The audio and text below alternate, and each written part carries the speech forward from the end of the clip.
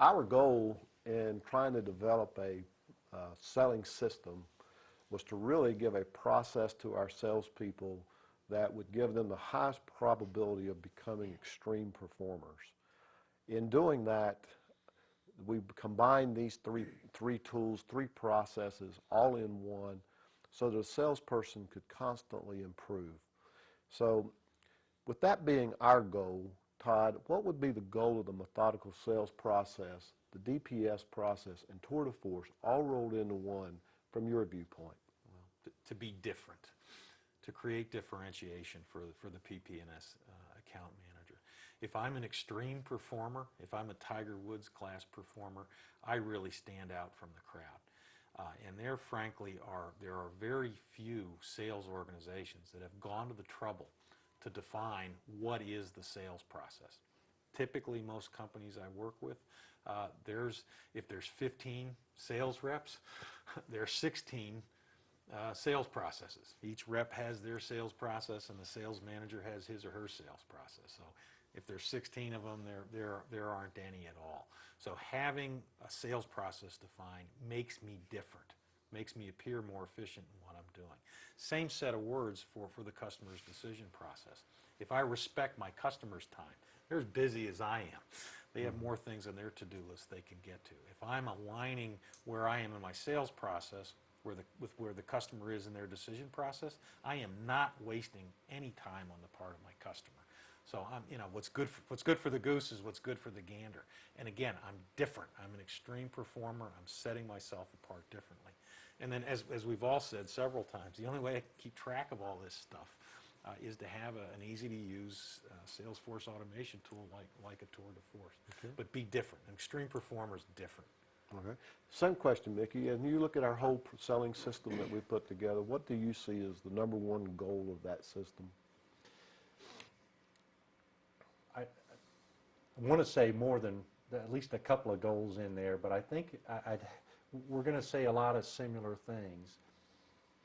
In the marketplace, there are so many look-alike Me Too sales reps, and there's so many customers that are struggling with this whole engagement of salespeople, trying to understand the value creation, that for those very, very few organizations who understand that and really get it, they become such a valued partner for those customers that they're working with. So to the degree that by combining these three initiatives together, we can move the pumps, parts, and service sales team to extreme performance levels, all operating in quad 4, there's going to be a reputation and a perception in the marketplace that goes so far beyond your products and services about what your organization is, what your team is. And it may not measure a lot with a lot of people, but at the end of the day, if I can feel like I'm really creating value for my customers in a highly differentiated way, that's what I want to do. That's what I like. And I take a lot of pride in that, being different from the rest of the group and creating value at the end of the day. Thank you, Mickey. Matt? Well, from an account manager or salesperson's perspective, I want more return on my investment. And what I mean by that is I want a lot more sales, and I don't want to spend any more time doing it. And really, that was a question you asked earlier. This is going to take a lot of time. As a salesperson, this is going to take me time entering data. If you look at it as simply entering data, then you're exactly right. You're going to be wasting time. If you use the tool to enter data to make yourself better at your planning process and better at meeting the objectives, Todd mentioned a few minutes ago, we're talking about aligning ourselves in the process and in the customer's decision-making process. And at every step of the way, when you meet with a customer, if you're a good salesperson, you should be setting an objective with that customer.